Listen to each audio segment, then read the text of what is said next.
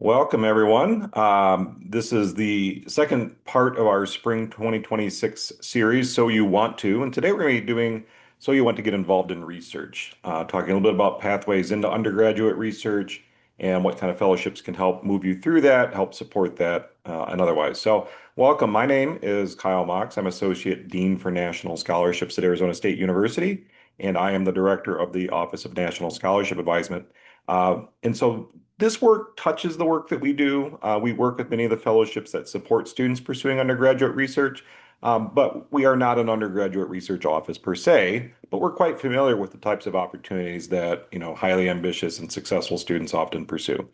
Joining me today is Kai Johnson, who is the administrative lead for our office, and she'll be monitoring the chat, taking care of waiting room and those sorts of things. So feel free as we're moving along, if you have a question, pop it in the chat. If it's something low level, we should be able to answer it on the fly. If it's something I know we're going to cover soon, we'll just move forward and we'll have plenty of time for Q&A. So as we're moving through, don't feel it necessary to ask a question like, I'm a biology major. What is there for me, right? This is a kind of a broad introduction, and then we'll have time for more specific questions at the end. And again, this is being recorded, so you'll have access to it later on as well. We'll be able to follow up with you all with other resources as well.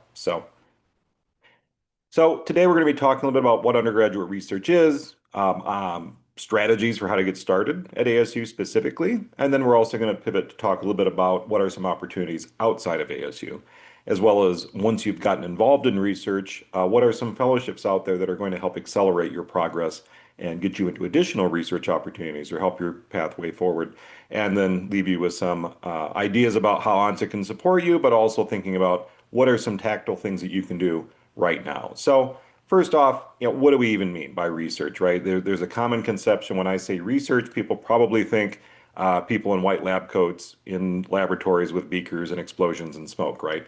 Well, in the broadest definition, research is really about asking and answering questions.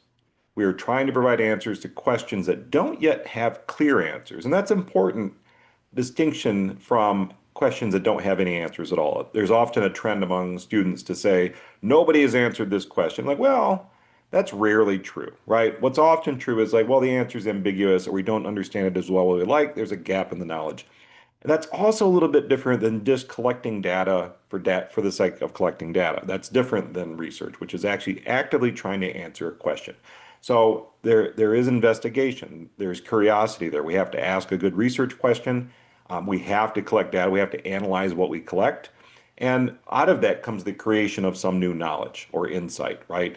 And we have to share it, right? So that's the whole method, right? Ask a good question, figure out a way to answer that question, go about doing it, and then summarize and analyze and produce those results. So again, doesn't all have to be beaker and honeydew in the laboratory. Obviously there's lab-based research opportunities in biology and chemistry, but engineering research can be about designing a product, a prototype of a product that's going to go to market, right? Many of our engineering students go on to research internships in the private sector. People working maybe more in social sciences might be working with data that we collect about human subjects. If you're working in history or literature, you could be working in an archive looking at first primary materials that somebody hasn't thoroughly analyzed yet, or we want to answer a question in a different way, so we have to go back to those original sources. Um, Research can just be analyzing a text. In my own work, my work as a scholar, I very intentionally chose a method where I work with theory, right? I look at texts and I look at what philosophers and other theorists have said about how the world works, and I say, well, what if we apply those questions to this text? What can that tell us about reality, right? Or the way that we work with text or other things, right? Research could also include creative activity, creative production in art, music, design, things like that as well. So don't think it all has to be data collection. When I use that word data, I mean it in the strictest sense, meaning information to be collected, analyzed, and turned into facts. So undergraduate researchers, again, you aren't all just, mixing together chemicals and hoping everything doesn't explode, or you're not just out there interviewing people on the street. There's a lot of different tasks and roles that undergraduate researchers can take. A lot of undergraduate research get involved in what's called literature review, meaning the principal investigator or the professor that's leading a research project has this vast amount of literature that are published scholarly work in journals or books that they can't read all of. So maybe they need some help with people summarizing and synopsizing those things. Maybe the data has been collected, but yeah, we really need somebody to sort, clean this or polish it, run through some algorithms, things like that. Individual experiments at a low level, those can be done, as part of a larger research project, doing interviews, field work, actually talking to people like we see here in this picture, and actually just working with primary sources a lot of the times. It takes teams to build, design, and prototype. We need multiple people involved in that, or just basically any support that a faculty member or advanced graduate student needs to keep moving forward on a project. So there are a lot of different roles at a lot of different levels, from all the way from entry level to more advanced. You are not expected to be an expert on day one. That's the one thing to keep in mind. You are joining an iterative process that starts from a beginner's mindset, right? I know nothing, and eventually gets more and more complex and sophisticated. You are going to most likely to begin by assisting, and that's exactly how it should work. We learn through this apprenticeship process. So don't feel intimidated that you have no idea how to frame a research question. That's what you should be learning in your first research experience. It's not just working in a lab. It's not just STEM majors. It's not something you do by yourself, although that can all happen, right? It's not just an activity reserved for top students or genius students or things like that. I've known a number of really wonderful researchers that in terms of GPA, actually haven't done that well. Mainly because they're curious people and they spend most of their time doing research. I was honestly more of a student like that. My undergraduate GPA was okay, right? But it wasn't anything remarkable because I was really invested in doing research. I really enjoyed doing textual analysis and writing big papers and reading just one more book that wasn't on the reading list for this class. Um, but again, it's not just for people with 4 points or 3.8s or 3.7s, right? It's not something you need to be fully prepared for. We're going to talk through about how to just take that first step and get into it and where you can go from that. So, research, like writing, like reading, like riding a bike, anything else, is a learned process, not a skill that you need to walk in the door with. It's a process of curiosity. So, we wonder, why does that happen? Why does it work that way? Why hasn't anybody solved this problem yet? What if we tried this? And then we have to investigate what's been tried. We have to see why has it failed, and then we have to work towards providing some insight on that. I love this idea, and I fell in love with this idea quite a long time ago that we can create knowledge. We don't think about that, like new knowledge. When you're young, it's just like you look at the library, you look at the internet, you're like, I think we know enough. There's so much to know. I can't know all of it. Yet every day we create new knowledge, and I think that's an exciting thing to think about, particularly as a young person, as a college student who can do that as part of your undergraduate journey, which I think is exciting. It's collaborative, which is one of the things I really enjoy about it, that it's something that we do in conversation. Even if I'm in my office by myself reading texts and writing, I'm still sharing those results with other scholars, right? We're talking about it, we're arguing about it. If you're working in a group, obviously, it's a collaborative exercise, but it's not something we just do and then leave in the darkness. It's part of a discourse, right? I love research because it's an opportunity to make mistakes, which is great. We try things, it breaks, we refine our methods, we try again. So you become one over time, which I think is great. So, if you're not sold already, why get involved? What's the deal? Is this something that's required? Not necessarily, right? But I think research and these options for research are great ways to explore questions that genuinely interest you, right? Maybe that unit in your intro to geology class didn't go far enough. You wanted to know more, right? Maybe you had some questions that were left unanswered after you took intro to philosophy, and you just need to explore those further somehow. And you become a knowledge producer as opposed to a knowledge consumer, right? Rather than just being a bucket that we're filling with information, you're participating in that discourse, as we call it. And that's a way to develop independent thinking, which is honestly one of our largest objectives at the university, is to develop independent thinkers. And you're not just taking classes, you're not just absorbing what's already been known, but you are engaging with this field. You're becoming part of the field of experts, right? So it becomes an active process. And obviously, you develop critical thinking skills, problem formulation, analytical reasoning. You're not just regurgitating, right? We're moving much higher up in the levels of thought. You're actually learning hard skills, right? And so you can put on your resume that how to program in Python. You can say that you can do blood assay work, right? You can say that you've got experience working with human subjects, right? Your writing has to improve because almost all research is disseminated through written text, right? And project management, that is a skill, right? And I know this because I do a lot more project management than I ever thought I would, but the ability to just manage time, resources, and looking at a process over a long period of time. And the most valuable resource there is time, right? And how do we manage it? Those soft skills are obviously really important as we enter the professions. Like, are you mentorable? We want to send out graduates from our university that are good students, meaning that they can be mentored by experts in their field and become experts themselves one day, that they work well with others in teams, and that they're good at navigating ambiguity, right? That's a common complaint among older people like myself, that younger people don't tend to like ambiguity. They want A or B, black or white, zero or one, right? The process of research is the process of navigating ambiguity. And, what that ultimately results in is really strongly developed critical thinking skills that you're able to work on problems that don't have one right answer. There are multiple answers. And that's really what, a systems thinker, a complex systems thinker would approach their profession, I hope.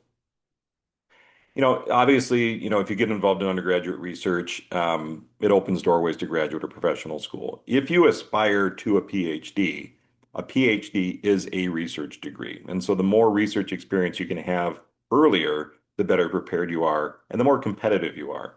Um, Not all master's degrees are research based, but most are. Most are going to involve it. Most are going to teach you research methods, right? There are a lot of fellowships, and we'll talk about a few of them later, that are looking for students who have significant research experience. You're going to could participate in conference presentations, poster presentations, actually get your name as a byline on on some publications. Again, that's going on your CV, that's going on your resume, really showing that you're a person of seriousness, that you've engaged very deeply with your undergraduate education. And your work here at a low level at ASU could open pathways into national labs, nonprofit organizations, industry roles, high level internships. And obviously, if you're working in undergraduate research, you're working with a mentor and you're working closely with them. And what that's likely to produce is a very strong and intimate letter of recommendation that could be quite important to your future goals. So every student, most students, every student takes classes. We would hope that most of them earn strong grades, right? So saying that I have a 4.0 doesn't necessarily distinguish you from the other students who have a 4.0, and there's plenty of them, right? I don't know how many students make the dean list every year, but I'll just tell you this. At one institution I worked at previously, 1/3 of the students, undergraduate students, were on the dean's list, right? Which is not that thin of a cut. I'm not trying to poo-poo that. It's great. We should keep our grades up. But if you think about it this way, there are fewer students out there who actually pursue sustained projects that build these strong relationships with faculty members that are involved in the discourse in their field, right? That is a difference, and that's a more mature outcome, right? So it's one of the clearest and easiest ways to distinguish yourself professionally from other folks. So the other thing is you can go into it kind of blind and say, I don't know. Dr. Mox just said I should get a research experience, and I jumped into the first thing I found. I have heard story after story of PhD students, faculty members, great scientists and scholars out there who discovered their life's passion by complete accident. They didn't know that they were going to be interested in this particular field. They didn't have any idea that they were interested in solid state rockets or something like that. They just wanted a research experience or they just wanted a job. So you could discover a new interest, right? Conversely, you could discover something that you absolutely hate, which I still consider a win, right? That means that that's one thing we can check off the list, right? We can prototype, we can test out career paths. I've talked to a lot of students who started out involved in research and were like, yeah, I don't know if I want to spend the rest of my life doing that. It's cool, it's fun, but I think I really want to, boots on the ground, be more of an activist, or I want to be somebody who actually gets into the market or something like that, right? That's fine. We can prototype. Other people might catch the bug. So you'll build confidence, you'll grow, right? You'll feel confident in your ability to analyze tough questions. And again, that ability to analyze and navigate uncertainty is one of the biggest soft skills I hope that we can teach you. So that being said, if I haven't been subtle enough in the pitch, so let's think about where do we go? How do we get involved? And some of you on this call might already be involved in undergraduate research opportunities. That's great. We're going to get more complex as we move forward. Some of you are not, and that's why you're here. And so you just again, to repeat, you don't need to have a fully formed research project idea. And in fact, if you go out hunting for your first research experience with your project in mind, you're going to end up disappointed, right? You don't need previous experience. You don't need great grades. You don't need a detailed plan, but you should be curious, right? You should be curious about the work that the PI, principal investigator, or the leader of this research group, or the mentor, whoever's in charge, you need to be curious about what they're doing, right? Because you're going to be committed to it. You are going to need a bit of courage, right? Most students would rather ask out a total stranger on a date than go to a professor's published office hours. I actually had a colleague that did research on this, right? Because they wanted to know why aren't students talking to faculty members? Well, they feel intimidated for some reason, right? We'll unpack that a little bit, but so it does take a little bit of courage to send that email, to knock on an office door, to go up to a professor after class, right? And you have to have that willingness to reach out. That's another great soft skill that I hope you can take with you. The other thing that I think you really do need is some intellectual humility and a willingness to learn, an openness to new ideas, right? We're not going to go into this as an expert. We're going to go into this with a beginner's mind and humble ourselves to say, I know nothing, teach me, right? So, obviously, every department has some kind of research-based course. They're usually in the three or four hundreds. They're usually upper division courses, but there will be courses that are centered on research practice in your particular discipline. Um, I would really encourage you to look for research methods courses. That's one common complaint that I get from faculty members is that undergraduate students don't understand the research methods in their field as well as they should. Agreed, but it's not a common thing. And I would say to the faculty members, if you feel so strongly about it, perhaps we should teach this earlier or find a way to integrate it into the curriculum. But every department has these. If you're a Barrett student, you are going to do research. This is non-negotiable, right? This is part of what it means to be a Barrett student. You are going to write an honors thesis. It takes a lot of those different forms. And so, like it is not, you are going to be doing research, including, working with a mentor, collecting data, doing analysis, all these sorts of things. The fun part is that you get to determine the topic, right? And you are enrolling for credit. So again, this is another research-based course. Every college and school at ASU has some kind of undergraduate research program, right? And many of the departments and our centers have scholarships or undergraduate research fellowships or programs that they manage, right? There are numerous opportunities, and there are several different summer opportunities, including national summer opportunities available at ASU. So, for example, I just went to asu.edu and in the search bar did a focus search, which those are those little quotes, right? If you want a search engine to look exactly for that, I did undergraduate research, and you can see right away we've got pages upon pages of hits, all from different schools, all from different departments and colleges that have direct links to their undergraduate research program. So there's no good reason why we can't find that, right? We just need to take that step and say, oh, I'm in the School of Earth and Space Exploration. Let me see what they have. A few of the big ones, right? These are really well-established undergraduate research programs. If you're in the Fulton Schools of Engineering, just look into Fury, right? They're very proactive in getting Fulton students involved in undergraduate research, as is Souls, the School of Life Sciences, right? If you don't understand the difference between a college department and school, you're not alone, right? They're just Russian nesting dolls within one another. But understand what department, school, and college you are in, and that will help your search quite a bit. The School of Sustainability has an undergraduate research experiences, sure. The School for Future of Innovation and Society has SURF, right? That's not the only SURF out there. That's a pretty common acronym, actually. But the School of Earth and Space Exploration works with NASA and offers NASA space grants. College of Health Solutions has one. Barrett right now is collecting application for the Barrett College Fellows, where they will match you up with an undergraduate mentor in a research project in the College of Liberal Arts and Sciences. And I talked about centers. I am on the board for the Center of the Study of Religion and Conflict. They have this wonderful undergraduate research fellowship program. And there is an online student-only undergraduate research scholars program, ours, right? And I've worked with numerous digital immersion students who have gotten involved in undergraduate research. through that and other programs. Most of these other programs that I notice in particular, Sure and Solar have options for undergraduate students. I've worked with a couple of CC students, astrophysics majors, just recently who have never set foot in Arizona, and they are searching for exoplanets with the data that we're collecting, right? So if you're a digital immersion student, it is possible to be involved in undergraduate research as well. Another wonderful research is right there on the Provost website, provost.asu.edu, you research. And they got this whole page dedicated to this, including links to Handshake, where a number of undergraduate research positions are posted as internships or jobs. This page in particular is great because it lists a lot of different places of the university that you might not expect to offer undergraduate research opportunities, like the Art Museum, right? The Center for Medieval and Renaissance Studies. I'm very curious about what's happening there, right? And what kind of research opportunities are available. So the university does have a lot of these resources. They just may not be front and center to you, but with a little bit of hunting and pecking, you can find some great opportunities. To be honest, though, a good number of research opportunities aren't published in this way. They aren't necessarily part of these formal programs. Um, they are what I would call more informal, right? Students join a research group that a professor is leading. So go to office hours, right? Again, faculty members have to hold office hours as part of their contract.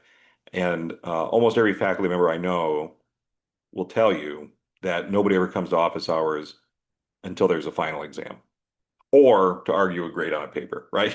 So go to those slow times and to say, hey, I was really interested in something we were talking about in class today, or hey, you mentioned this thing that you're working on in class today, last week. I'm really interested in that. Make use of that face-to-face time, right?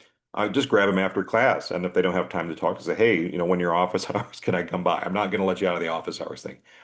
Take a look at the faculty web pages, right? ASU is pretty particular about the information that we as faculty members have to present to the public. And so you can take a look at faculty web pages. You can explore the faculty in your department just by going to your departmental web page and kind of working through. A lot of times they'll list their specialties, but once you click on their bios, you can read their whole biography, their whole educational background, their research interests, and many of them will include a CV that you can look at as well. Do a little digging and find the research groups that are published in your area or department or just at ASU. Honestly, you can do some keyword searches, right? My son's interested in paleontology, not a major at ASU, actually not even a class at ASU anymore. The professor that taught that has passed on. But there are a number of faculty members at ASU who are in different departments throughout different schools and colleges who are interested in paleontology, right? And so with a little focused searching, you can find those folks.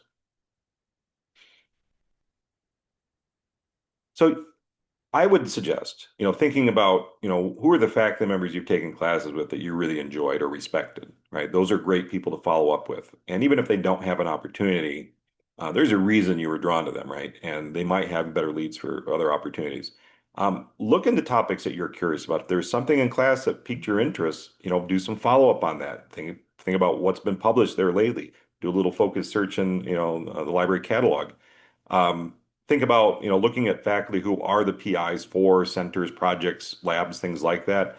And you want to be sure that they do supervise undergraduate researchers. Not everyone does, but, most of them do, particularly if they're getting funding from outside sources.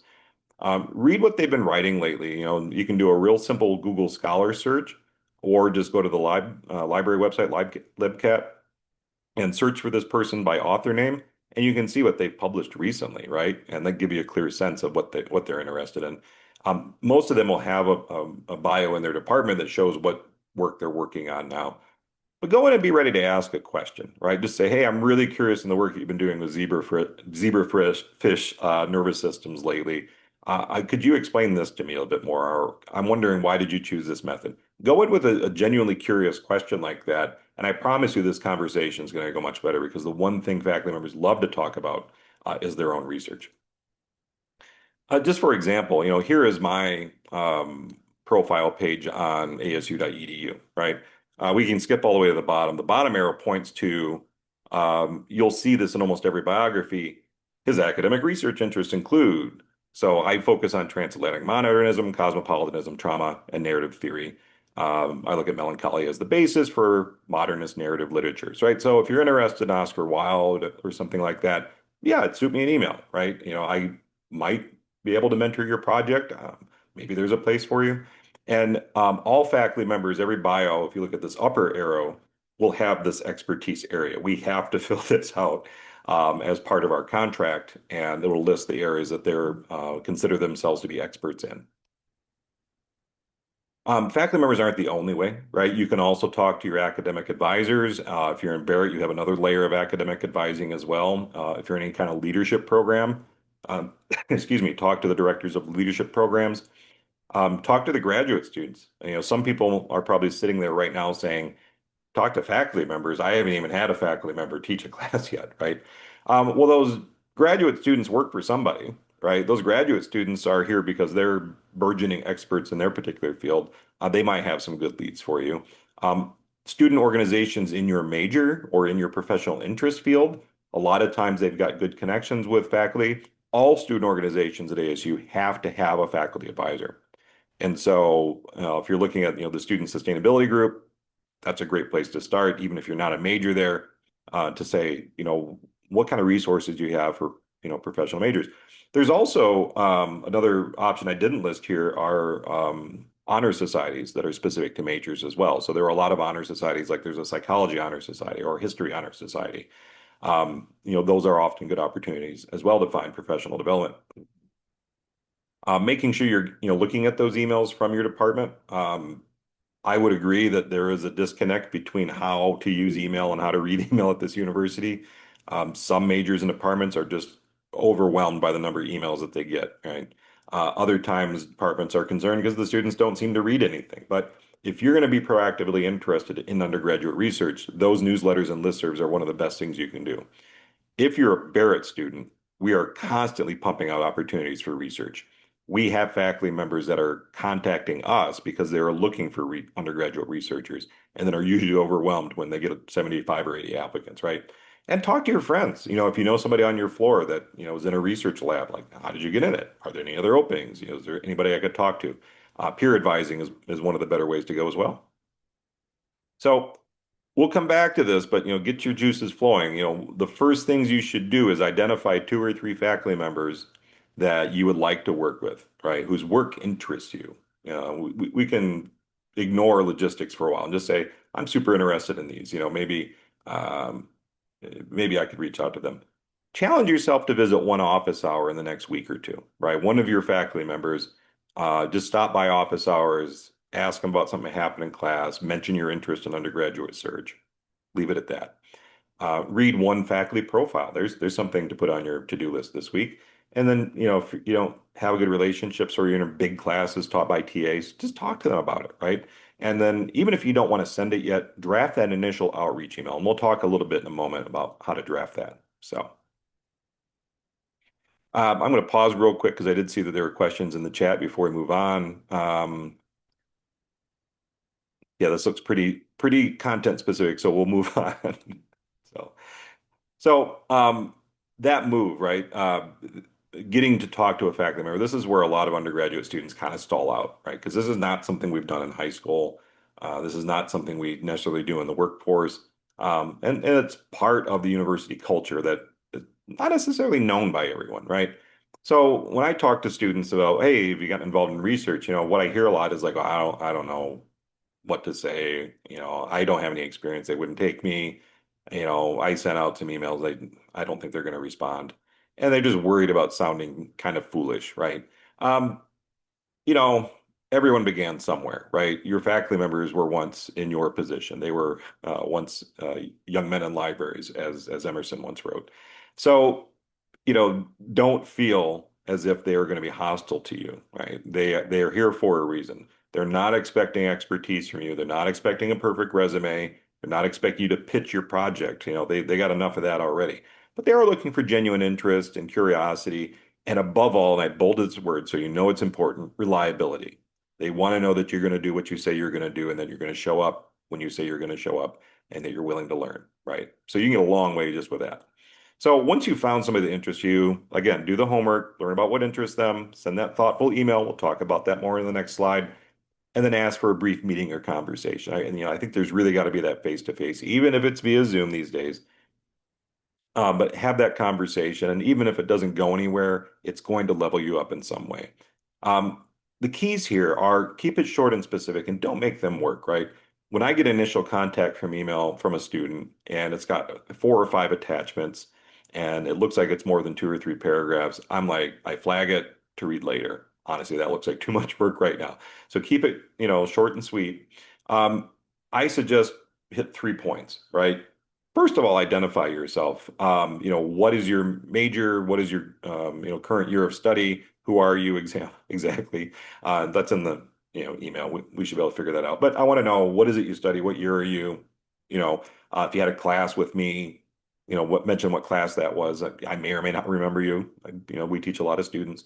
Why are you reaching out to me in particular? So get there as quickly as you can, because that's when you're going to get their attention. Like, oh, they want to talk about me.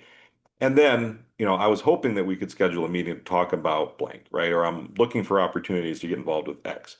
Um, we should be able to get this done pretty quickly. And that should, seem like a pretty low bar for them to jump. So, they could respond and say, yeah, my office hours are Tuesday, Thursdays, 12 to 1, stop on by.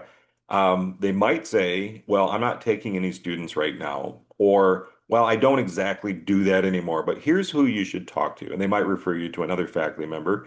They might not handle this stuff, and they say, hey, talk to my PhD student or talk to my postdoc, or hey, I have a lab manager for this, go talk to them. All fine. Those are good things. Those are next steps. They might just say, I'm not taking any students. End of conversation. That's fine. And they might just not respond at all, which honestly happens quite often, right? They get a lot of emails. A non-response doesn't mean they don't like you. It doesn't mean they reject you. It just means like maybe they overlooked it, maybe they're overwhelmed. And also remember that a no is actually a not right now. It doesn't mean no, never. It just means I'm not taking any students right now, or, I'm don't think you're quite ready yet, but you will soon be. So in terms of next steps, once you've gotten a response of any kind, follow up on that. If they say, hey, talk to my lab manager, talk to the lab manager. If you don't get any response or they're not taking anyone right now, you could follow up to say, is there anyone you would recommend? Or just go ahead and go down your list and find somebody else. So if they do say yes, be prepared to talk about why you reached out to them, right? What are your research interests? Ask them questions about what they're working on right now. Listen more than you speak, right? This is not a sales pitch. This is you demonstrating your ability to be a good mentee. And you want to be able to express your willingness to learn, to do whatever it is they need to wash petri dishes for the next 6 months. That's fine. But I think it's good to ask, how do you typically work with undergraduates? How do they get involved in your work? What's a good starting point? What skills do you think would be helpful for me to develop? What would you wish that your next student has in their knapsack, right? It's a conversation. It's not an interview, right? You asked for this meeting, and so let's just have a conversation. And I wouldn't try to impress them immediately. Most faculty members get really turned off by that. I get turned off by that when somebody's trying to wow me right away. Like I just want to get to know you first, and then we can decide, if this is a valuable way to spend either of our times. Don't think you're going to nail it right there, then and there. Like it might not even be available right now. Their funding might have gotten pulled, or they're waiting for their graduating senior to rotate off. That's fine. You're curating a relationship, which is probably one of the most valuable things you can do here. You're here to learn about their work, and you're actually trying to set yourself up for the future, not the right now. I did see the question about reaching out to faculty members. I think that'd be a good one for Q&A that we can cycle back to, right? Um, I can tell you from my perspective and from the perspective of my colleagues, we want to see students who follow through. They do what they say they're going to do. They show up on time consistently. That is true of our classes as well. They like students who ask thoughtful questions. I like good questions more than good answers, right? I ask questions that I think are going to frustrate students because I want them to think in a way that they didn't think before.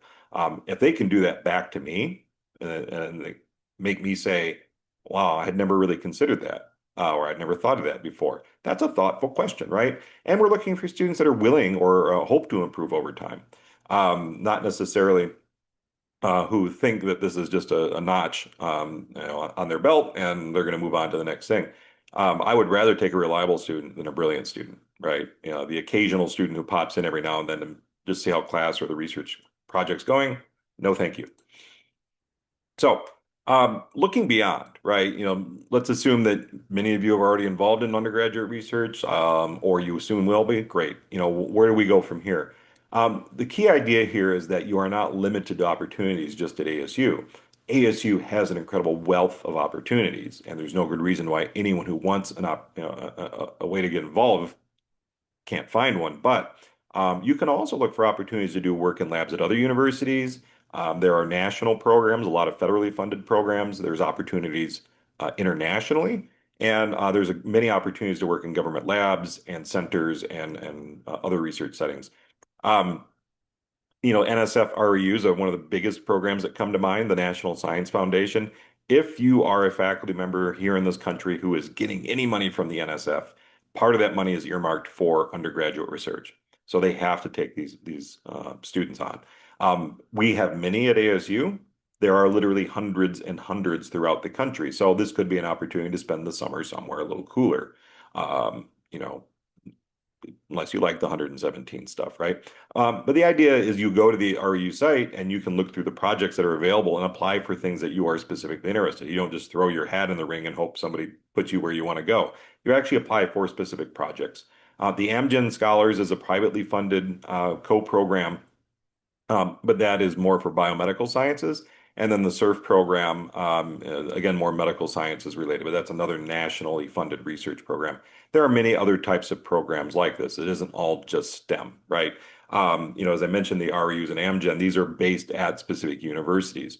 Another one that we have at ASU is the Beckman Scholars Program, which isn't at every university. But there are many that are at government national labs. And so, Sandia, Oak Ridge, they have Department of Energy lab, Department of Energy research experiences.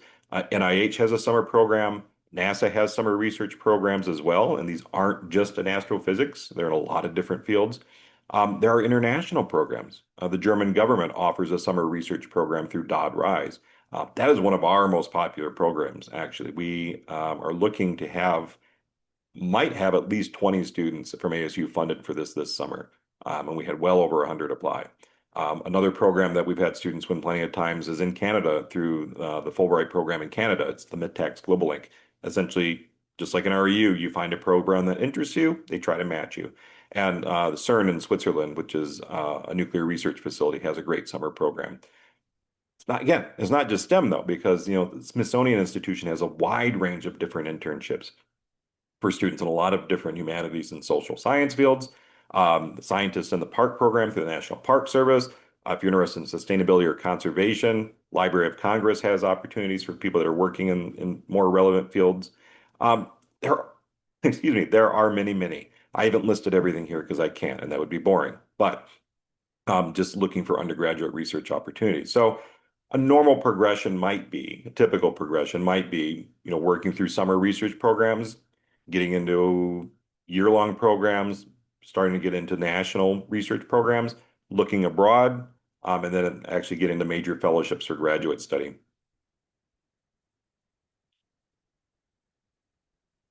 So once you've gotten some research under your belt, there are a number of major fellowships that are hoping to support students, who aspire to research and who want to continue and basically are going to be accelerators. So when I'm talking about research programs as distinct from fellowships, these are usually structured experiences. They're short term. They focus on participation, 8 to 10 weeks, something like that. Where fellowships might just be funding for you to continue your work or to go on into graduate school or to get you to travel somewhere to do that sort of thing. They are going to be a career accelerator, not necessarily a research experience. So, Goldwater Scholarship is one of the best known for students in STEM. If you're a sophomore or junior, this is an award that you can apply for that basically gets you identified as one of the top undergraduate researchers in the US in STEM fields. If you're working more in environmental areas, and that could include policy, it could include law, it could include STEM, Udall Scholarship is your top award. Again, sophomores, juniors. Our really research-heavy students tend to gravitate towards Fulbright and NSF as they approach their senior year. You can also apply for these after your senior year. We will work with you as an undergrad, or excuse me, as an alumni. But Fulbright would support an independent research project in over 140 different countries. So if you have an idea like, well, I just don't know how I would afford a year in Timor-Leste, well, Fulbright would be a great opportunity for that. If you're in a STEM field, if you're in social sciences, or if you're in science education, and are interested in pursuing a PhD, you will apply for the NSF Graduate Research Fellowship Program. There's no good reason not to. It's a very generous award.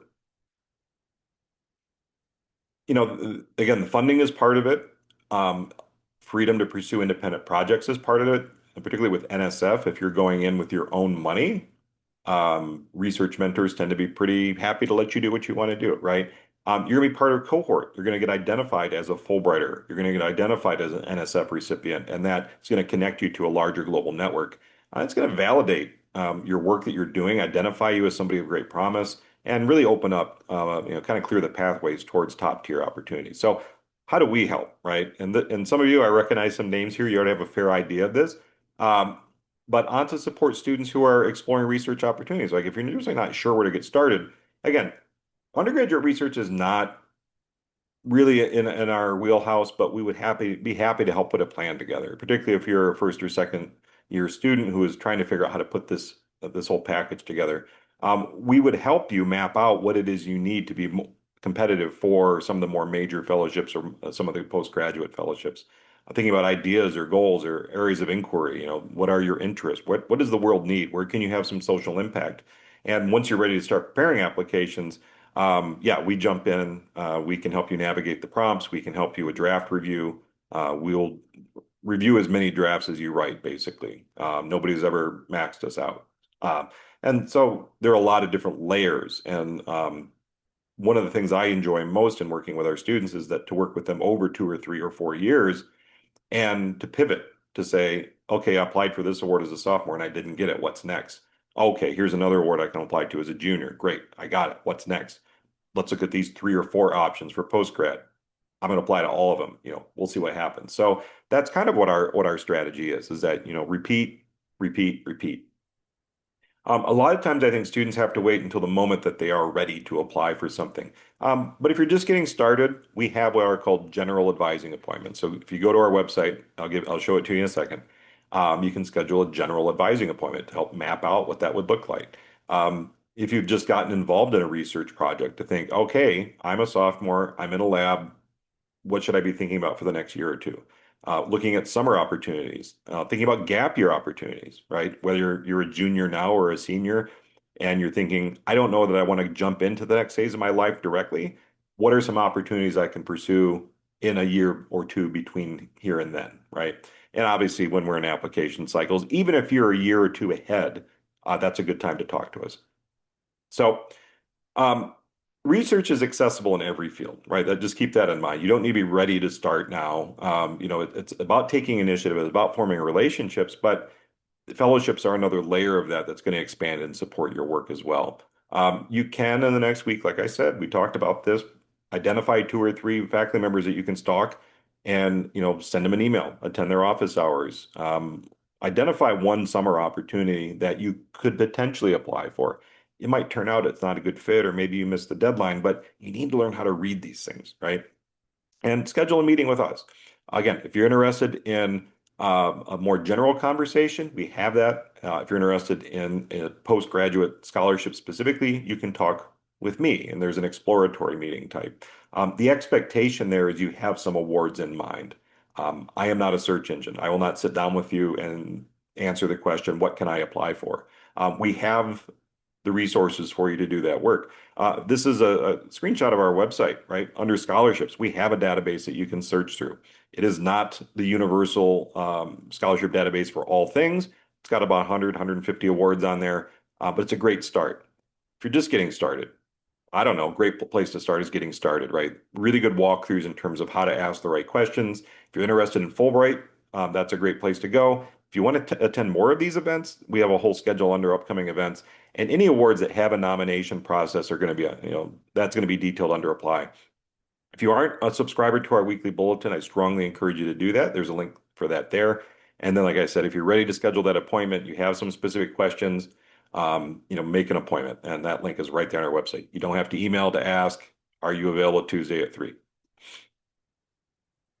Oh,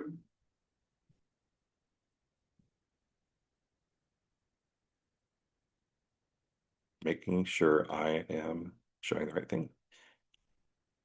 So, that's all the information I have to share with you at this point.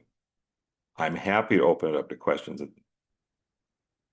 for the crowd. We can throw these in the chat. I know there were one or two I was waiting to answer. You're also welcome to unmute yourself if you'd like. Kimmy asks, are these programs, and this was related to some of the national summer programs, friendly to students who would be beginners in research, or do they require extensive history? It varies a little bit. But most of those programs exist specifically as an on-ramp for research experiences. You'd obviously be more competitive for an NSF REU if you already had a year of research under your belt, but rarely do they have a minimum expectation. I know NIH summer program, for instance, doesn't expect any previous research experience. But again, if you had it, you'd be more competitive, which is why we kind of say, see what you can do here at the ASU level, then try to level up to a national level thing. I have a question. Yeah. Yes. So, in terms of like the fellowships, do and some of like the research opportunities you mentioned, how like do they accept international students as well? There are some that do. There are many that do. One of the major ways to tell the difference is if it's generally a federally funded or U.S. government funded program, they probably do not accept non-U.S. citizens, Okay. right? But programs like Dodd-Rise, for instance, you just have to be attending a U.S. institution because it's a German government program. If you look in our database, whether or not it's open to international students is very clearly marked. But that's an excellent Mm. first question to ask. All right. Thank you. Tia asks a good question. We could do a whole workshop on this, right? I see that many research opportunities want me to submit a resume. Since I have no experience, I'm not sure whether to put, other than that, I promise I'm really good at whatever. How does one make a resume as a beginner? Yeah, that's a wonderful question, right? Because I get some resumes, I'm like, I'm sure you're a wonderful in and out employee, but I'm not sure how that relates to this particular opportunity, right? Um, so again, thinking about the things I mentioned and what faculty members are actually looking for, right? Curiosity, reliability. Maybe if you don't have much on your resume, you could focus in on relevant coursework. Like, what do you know? Even if you're just getting started, did you learn anything with regard to research methods in that particular class? Do you have a position of responsibility anywhere? And I think that's worth mentioning as well. Any supervisory experience.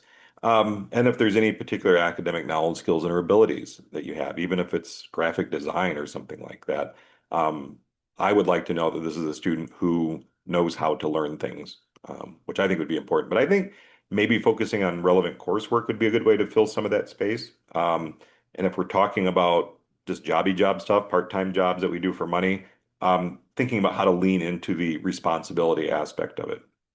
Did you have anything that you were accountable for?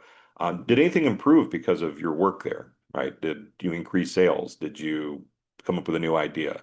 Try to be thoughtful about that. Yeah, I mean, Kai makes a great suggestion, right? Thinking about your volunteering experience, thinking about your community service experience. I've seen students actually do a passable job of writing about their babysitting experience as professional experience. And like as a parent, I want to think very carefully about who watches my kids. Um, and so if we can play that the right way, I think the trick is not just to throw something on there and have kind of wishy-washy bullet points. Really think, what is it about this experience that would be relevant to this reader? And that does mean we have to adapt our resumes almost every time we submit it to someone. So but yeah, I think community experience, community engagement would also be really helpful. Ricky asks, is there a norm when it comes to how much time is asked to be committed to research? I'm wondering how it could fit in alongside day job. Yeah, great question. And I see there's you know, it the quick answer is it varies quite a bit, right? I think in most cases, um, the simple answer is if you are getting an ASU specific research experience, the number of hours you can actually hire a student worker for is limited. I'm not sure what it is, if it's 15 or 20 hours. I think that's the cap. You can apply for exceptions beyond that. Um, in all honesty, the sweet spot based on all research out there is 15 hours. Students who work outside of their coursework for 15 hours a week actually show better academic outcomes than those who don't. Just putting that out there. But no, it's all over the place. The summer research opportunities, like so, if you get an REU or something like that, it's a full-time gig. You're in it for 8 to 10 weeks. You're getting a stipend. They're paying, for your living costs and things like that. If you're on Dot Rise, obviously you're in Germany, working full time for the most part, or whatever accounts for full time in Germany, right? Um, but yeah, great question. It's all over the place, but it's an important thing to ask because again, if you want to be reliable, you want to make sure that you're being thoughtful about how this fits into your current life. And some of us need to work, some of us have responsibilities. Other questions?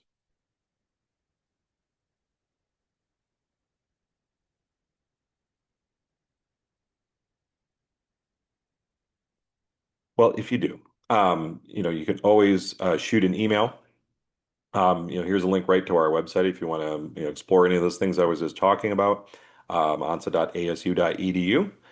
There is my email if you have any particular questions that you think of later or something that you were frightened to ask during the presentation. Again, we better get over that if you're going to get into a research experience. But we're happy to help and provide guides, even if it's something that we don't work with directly. We know somebody who does, or we know a good way to guide you there. If you enjoyed this, we're doing a couple more So You Want to presentations throughout, and this will be archived on our YouTube page, and we'll be sending you some follow-up information as well as this recording. So if you didn't get to see all of it, you can watch it in replay. Last call for questions, anyone?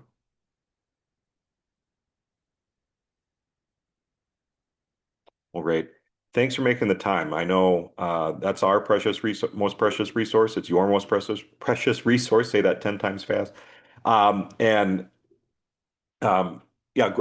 Great question, Ricky. I don't have the direct link at hand right now, but if you go to our events page on the website, upcoming events, which has a calendar of all our events, there's a link to our YouTube page right at the top of that. And you'll find, thanks, Kai. There you go.